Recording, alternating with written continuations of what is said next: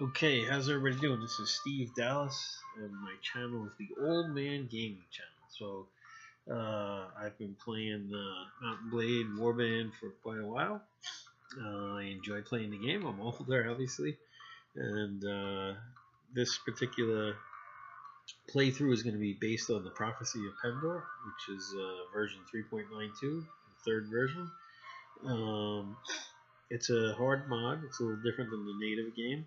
When I first played it, obviously I do my research. I researched a bunch of stuff for myself, and I really enjoy this game. And just as I did, for the native and some of the other mods I've tried. And I think from researching online, I got the idea to set this up because obviously we all play the game a little differently, and we like to play the game certain ways. And some of the ways that I play it are a little different than some of the ways I've seen online. And I just wanted to point out some stuff that I had to learn on myself. Some of the tutorials didn't really have it. But this first tutorial is going to be on the character generation. So we're going to go and start our new game. And basically, once it's lined up, I'm going to hit continue. And our first choice we have to make is, are you going to be male or are you going to be female? I don't play female characters in this particular game because it's the medieval times. And there are benefits to being a man in this particular game. I'm not being chauvinistic, it's just the way I particularly play this game, and I'm sure many others do the same. But you also get a bonus of just by choosing the gender of male, you're going to get +1 to your strength and +2 to your charisma. And to start off, our general, which I didn't know, but did some research a while back. So we're going to start off with the strength of 6, agility of 5, intelligence of 4, and charisma of 5. Then we're going to throw in the gender factor. We're going to pick male in a minute. Let's throw up male. So once we do that, we're going to have a 6, 5, 4, 7 as our base stats. Okay, with our bonuses. Now, on the next set of questions, it's basically who was your father? So that definitely influences the way your character is going to be developed and how you're going to play the game. Now, there are 7 choices. 1, 2, 3, 4, 5, 6. Yep, 7 choices. I really only choose from 3, and out of those 3, I only like to choose 2. And the reason why I particularly play the game this way is I like to get a banner right from the start. You can get a banner later on in the game, but you start off kind of like as a minor noble with a banner. I don't know, it's just the way I like to play the game, man. And we all play the game differently, and so because I want the banner, I will either pick a minor noble as my dad, a former knight, or you can pick a respectable physician. But there's really no benefits to that unless you want to be like an engineer or a scholar type of character, which I plan on being in the middle of the fight. Some of the other choices are good if you want to do the archer or crossbow build. I don't like doing an archer or crossbow build. I don't like archers. I think it's like the Spartans, man. It's wimpy. You get right in there and you fight, man. But we all like to play the game differently. Basically, my characters, I like to, in the native game, as you guys probably remember, you could use a lot of two-handed weapons and just ride right in there and just chop everybody to bits with your strength and your power strike. It's a little different. This game's a little harder. There's a little more penalties that you may incur, and we'll get into all that with different weapons we use. So I think for this particular game, it's important, even if you want to do that, be like a tank, just right in there with good armor. You still have to use a shield and a one-handed sword. Later on in the game, as you get stronger, you can switch over and start to use axes and so forth. But I find in the beginning that that's the way that I like to play the game again. And so for our choice, I'm going to pick that my dad was a former knight. I'm going to tell you why I chose that. So of the 7 choices, if you chose a noble, your benefits would have been in strength, intelligence, and charisma. You would have got 1, 2, and 2. If you start off with your dad was a knight, you get 3, 2 in agility, and 1 in charisma. And then if you picked the doctor, you would have got 1 in strength, 2 in agility, and 3 in intelligence. So it's actually, I didn't realize the doctor got the agility, so I guess that is a pretty good choice. I just never particularly play that choice. The other 4 choices are actually pretty good. If you were going to do the nomad is pretty decent. He gets 3 to strength, 2 to agility, and 1 to intelligence. And then if you took your dad was mysterious, that would be really good if you're going to do an archer or a crossbowman because they get +4 to agility. Again, it's just the particular way I play the game. and so I know I'm going to get my banner, and I know I got my strength. Now for my second question, it says, in your youth, you had very little idle time as your father, and I skipped all that little stuff. You guys can read that yourself. So basically, you got 1, 2, 3, 4, 5 choices here. And usually on this one, I like to pick hunt. Well, your first choice would be you work for a noble. Second would be you're a apprentice. Third, you're a merchant. 4, you fend for yourself. Or 5, you are a hunter. So I'm going to throw the hunter one in there. And when I pick the hunter, basically what you're going to get for being a hunter, you're going to get +2 to your strength and +2 to your agility. Again, I like to start off with a higher agility and a higher strength, higher than the agility. But I like them both close to teens or in the teens if I can get them in the teens to start. Because then you can use particular weapons as well as certain armors, and you can move around a little faster. Again, that's the choice that I picked. It could be a good choice if you want to do an archer build. And then on my next one, you got a bunch of choices. You can be a squire, you can be a bard, you can be a physician or scholar, you can be a merchant, you can be an engineer, or you can be a huntsman. On this one, I usually pick the squire. And the reason why I pick squire is because not only in this one do you get benefits to your strength and so forth, but you're also going to get certain skills, which I'm going to go over in a second. So I'm just going to choose this one. So the squire, I got +1 in strength, +1 in agility. If we back up for a second, and we go to squire. Okay, so some of the benefits of the choice that I picked, I'm going to get power strike +2, weapons master +1, shield +2, riding +1, training +1, leadership +1. I'm going to get additionally weapon proficiencies in every single category is going to get a bonus. You're going to get one-handed +2, +30, excuse me, two-handed +30, polearms +30, archery +10, crossbow +30, throwing +10. The other good one you could have done, tracking is pretty good. If you like the bowman and so forth, you're gonna get 1 in strength, 1 in agility. You get a short bow to start as a bonus if you want to pick the tracker. And the bard, I know a lot of you guys pick the bard. He gets decent skills. He doesn't get as many. He gets a good crossbow rating. He gets +2 to charisma, but he gets 30 in crossbow, and he gets looting and pathfinding of +2 and persuasion of +2. And the other ones, they're all there. Most of this information I got from Wikipedia. You guys can look it up. I'll try to, maybe on a future thing on the website, I'll put up some of my notes so you can kind of look through it. But again, because of the way I play and the build I'm going to choose, I'm going to go with the Squire, which I already picked. So I'm going to flip over to the last thing. Just go over this really quick. So these next 5 can influence us in certain ways. Not only are you going to get points for your strength as well as the other attributes, but there's also some other bonuses. On this part, the bonuses are very class specific based on how we answered the questions prior to this. So I didn't really write this part down. The only interest I had in this part was what it was going to give me to my 4 attributes. And so on this one, I think what we're going to do is we're going to pick right or wrong. And the reason why, you're going to get +2 to strength and +1 to intelligence. If we picked our dad passed away, you would have got +1 to agility, +2 to charisma. If we picked an unfortunate event, that would have been good if you'd like to be an archer, because you get +3 to your agility. Enemies, you get +2 to strength, +1 to intelligence. Pretty much the same as what we got for picking the one that I'm going to pick in a second. And then a letter is +1 in agility, +2 intelligence. So again, if you go an archer build, that could be a possibility. But I'm going to go right or wrong. So now it says you bought a ship. So now you see right now on this page, I get to pick my banner. So I'm going to go to the banner I usually like to pick. I like the bright red scorpion. Where we are. There we go. Okay.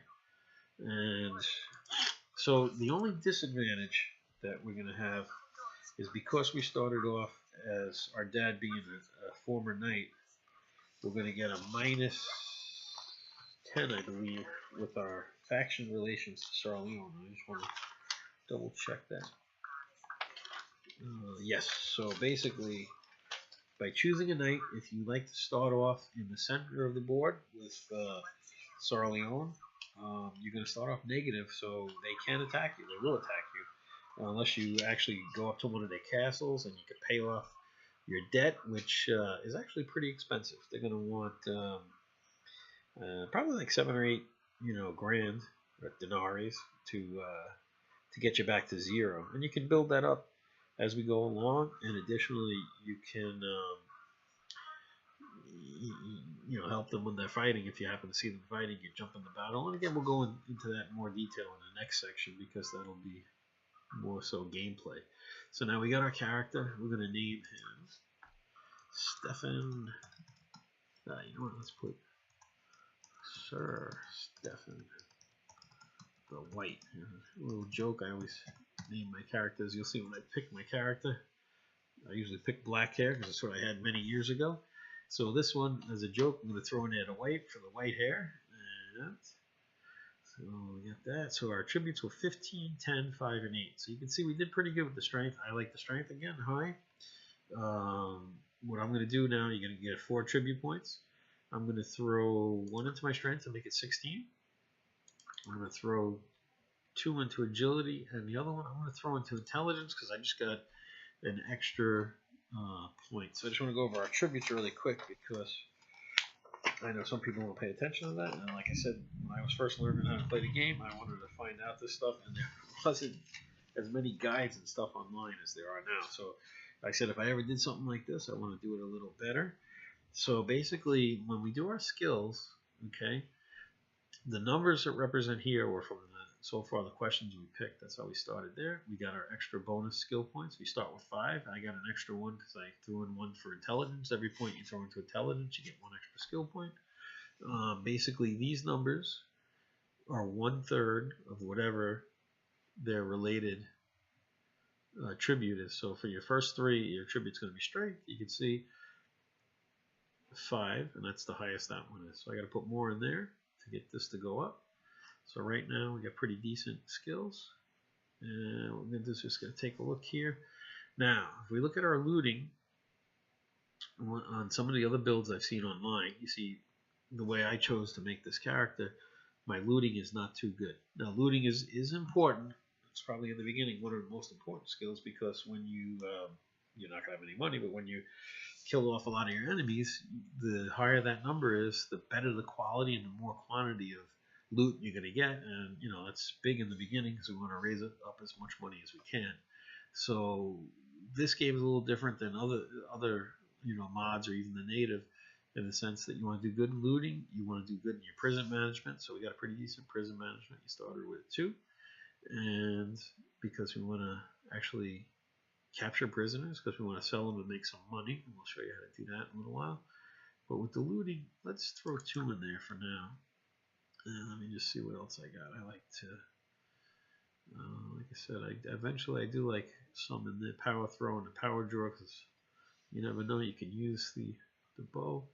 I'm going to throw in my weapons masters. Weapon master is important because it brings up our skills here. I'm going to give a quick breakdown in a second of the skills. And basically, you know what? Let's do 2 in the trade, and you know what? I'm going to put the other one, my last one, into. I'm going to put another one into looting. And then over here in the beginning of the game, I'm going to go all in with the one-handed. Now in this game, a little different than the native. Well, that's not true because some of the natives had the firearms. So I'm going to throw my last one in here. They do have firearms here. The firearm is very slow, but it delivers like that one shot is really powerful. 100 piercing, I think it is. And again, we'll get into that in another section. But I just wanted to go over the attributes really quick. So strength, for every point you put into strength, you get your hit points up here, increased by 1. And then strength is going to influence your iron flesh, your power strike, your power draw, and your power throw. So the first 4 are influenced by our strength. And it actually tells you up in the corner if you put it on there. So right now, I don't have anything in those 2. You can see some people like to start high here. Basically, power strike, you're going to deliver damage when you hit somebody. Next is our agility. So again, it's a little low, but it is in the teens. I like to start in the teens. So each point you put in increases the attack speed by 0.5%. and gives 5 bonus weapon proficiency points. And each 5 levels of your agility is going to give you an extra athletic point or intelligence. Each point that goes into the intelligence is going to give 1 skill point bonus, which we said earlier. And then our charisma, each point we put in will increase the party size by 2. And prison management, leader, and training are going to be affected by that one. This one's got the most skills are affected by the intelligence. Now if we flip over, we do a quick breakdown. There's 24 skills. The first skill is Iron Flesh. So every point you put in there is going to increase your hit points by 2. Power Strike, again, if we put money in there, every time you hit, you're going to get 10% damage increase per point. For our Power Drawer, that's important for certain bows if you're a bowman. And basically it's going to give us a 14% increase in the damage all the way up until 4 levels from whatever the Power Drawer is. So if you have a Power Drawer of 2 bow, and you keep putting points into it, when you get to 6th level, Power Draw 6, and the bow, let's say it was Power Draw 2, you'd actually have like 84% damage added on. So for you archer guys, that's going to be important for you. Weapons Master, each point gives you 40 more over here. Our shield, each point is going to increase by 8% how much damage we don't get. Your athleticism is going to help you with your running speed. And additionally, if you don't have a horse and you're going across this, when people only use the horse, they use it in this particular build. They have a lot of weapons that only can be used on foot that do a lot of damage. So in this particular build, if you increase your athleticism, then you can actually move faster over the map. Riding, it's pretty important if you're going to ride, because that increases your speed on the board as well as how you ride the horse and how much damage and defense you have. Horse archery, again, very important to take away from the natural penalty. I always thought when you were on the horseback, if you fired, you always got the penalty, but it's not always true. If you're stationary and you fire, the penalty doesn't kick in. Looting, again, more you put in there, there's a 10% chance that you'll get better quantity and quality weapons. Plus, if you have a high looting, when you eventually raid some of the villages, you'll get out of there a lot quicker. And, that's important sometimes when you're behind enemy lines. So our intelligence skills actually control a lot of the stuff we're going to use. Our training is very important. Training is important because for anybody that's under your level, at 12 o'clock every day on the game, in the game time, they're going to get additional experience. Then there's tracking. So every point you put in there allows you to see the tracks left by others. So that's important for moving on the board and seeing your enemies. Tactics, very important. Every 2 points you put in there is actually going to help you with a battle advantage. Basically, the battle advantage is going to dictate how many men you can field to begin with, and then how many men you're going to get on your reinforcements if there's multiple levels of the battle. What else we got? Your pathfinding, very important, because each point you put in there is going to increase your speed by 3%. That's important. We want to either catch somebody if they're running away from us or get away from an army. In this particular mod, there's a lot of big armies that you kind of in the beginning you want to stay away from. Actually, for quite a while, because sometimes they have like 700 men. It's not as easy as the native where you could have a party of 80 men. You could probably fight 3 or 4 times your size. This game's a little more difficult than that. So do things a little differently. The spotting is important. It increases your sight. Every point you put into your spot, you're going to increase your sight by 10%. Your inventory management, every point you throw in there is going to give you 6 spots. In this particular mod, you can't, so far from what I've seen, I don't know unless somebody can point it out to me, but I tried, you can't give stuff, like if you tried the florist build, you can have inventory on your companions and you can give them all the stuff that you want to hold. You can't do that on this mod. So it's important to actually eventually put a little more in, because you're going to get a lot of loot, and I don't know if you're like me, you like to hold a couple of different weapons. Then from there, we're going to go to our wound treatment. Wound treatment's important because 20% healing speed is increased for every point you put in there. Additionally, which is something I didn't know until I actually researched it for this mod, if you do have wound treatment at overnight, if you have a lame horse in your inventory, there's a daily percentage chance at the end of the day that he's going to be healed. So that's actually pretty interesting and pretty important.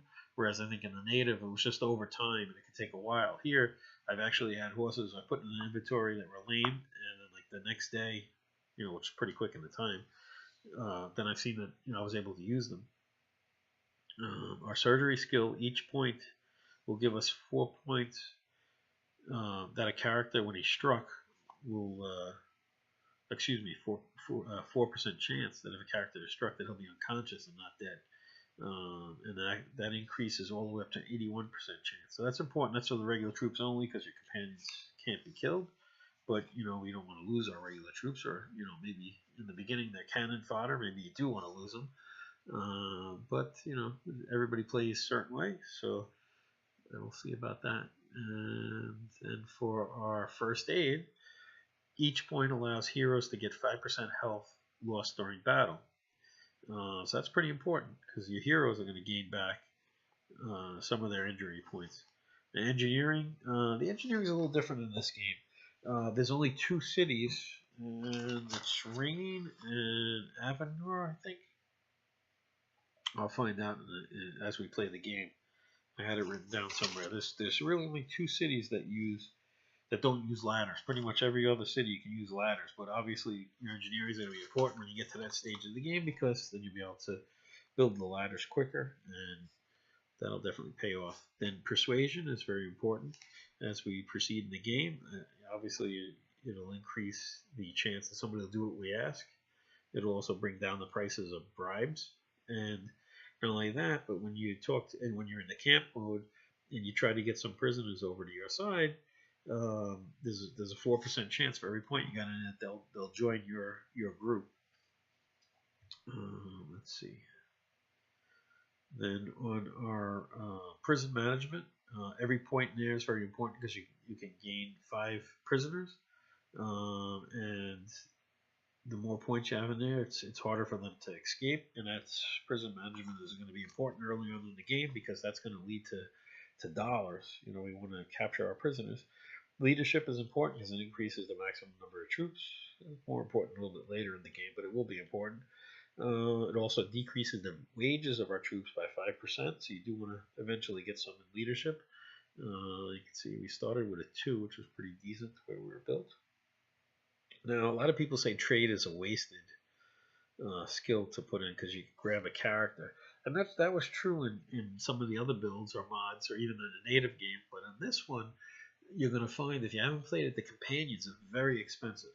There's 2 that are free, and we'll go over them as we play the game. And then the rest of them can be like 5,000 to 6,000. One's even 8,000. So I think it's pretty important that you get a little money off there when you go to sell your goods, because usually you're relying on one of your companions to have the trade skill. But I find that in this game, sometimes it takes a while before we even get a companion, and therefore, that kind of helps you out with the bonus, or a penalty, I should say. So that pretty much covers this board. I know most of you have played already, so you're familiar with it, but those that may not have been familiar, or those that never really spent some time on the skills, I hope I gave you a little insight on that. Part of playing this game, like I said, is a little harder than the regular game. So some of this stuff actually did pay off, and I did research, and it actually helped me when I played through before. So some of the quick things we want to look at: you want to make sure you got a good looting, because you're going to get better quality items. You want your prison management high. You want your training high. You want your persuasion high, and eventually we'll work on the engineering. But those are, I think, the 5 important ones as you go along in the game. The weapons proficiency, I just wanted to bring up, in this game, you can use weapons one-handed or two-handed, certain weapons. And there are penalties. There's no penalty for those one-handed weapons that can be used, either one-handed, two-handed weapons that are used as a one-handed with a shield when you're on foot. But there is a penalty when you're on horseback. And we'll get into that once we get to the actual next section where we actually get our weapons. So I'm going to say done. So now we're just going to pick the character we like. Let's go with that one. Let's change the hair to what my hair used to be. Go black. We don't want to go white. We're going to make our age young again. So we'll put that down there. I'm going to throw on some facial hair. Oops. Go like that. He hasn't shaved in a while. And we'll do some spiky here. I think that, yep, that looks pretty good. And there it is. Okay, so now, as I said before, and you can see here, it doesn't allow us to go to Sarleone because we start off with a -10. And I know some people like to be in the middle of the map, then you go all around. I found in this game when I played through, even if I could go to Sarleone, I like to start Ravenstern. In the north, the enemies that you fight actually have smaller parties, and I think you can handle them better and build up your money and everything. I'm not going to read through all this, so you guys can, but I'm going to pick Ravenstern, and then we're going to hit continue, and we're going to end it here. This is, like I said, video 1, and this way it just gives us an idea of the character generation, and then 2 we'll probably do tomorrow. We'll go into the actual gameplay and start doing it. I'm just move my character here. All right.